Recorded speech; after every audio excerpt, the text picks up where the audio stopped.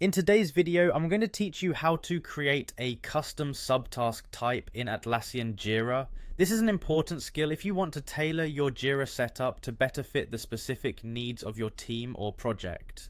Let's get started with this step-by-step guide.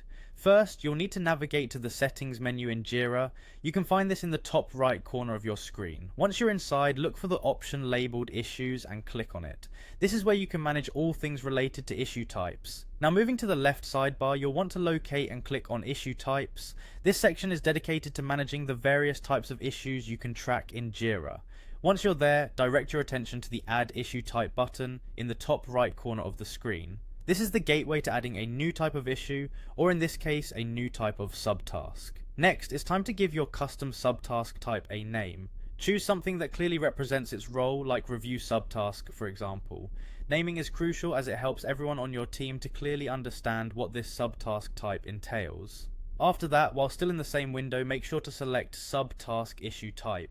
This step is vital as it categorizes your new type correctly under the broader umbrella of subtasks in Jira. Once you're satisfied with your entries, go ahead and click Add to complete this initial setup. With your new subtask type created, you'll need to make it available for use in your project. To do this, head over to the Issue Type Schemes, which you can find in the left menu. It's here that you organize how issue types are applied across various projects. In this section, identify the issue type scheme that corresponds to your particular project. This scheme determines the types of issues, including subtasks, that you have access to. Once you locate it, click on the Edit button. This action will allow you to integrate your new subtask type into the existing scheme. After adding your new subtask to the scheme, don't forget to save the changes. Saving is critical to ensure that your new configurations are applied and ready for use within your project. To verify everything is working, open a Jira issue within your project. Under the issue's name, look for Add Content and then select Subtask.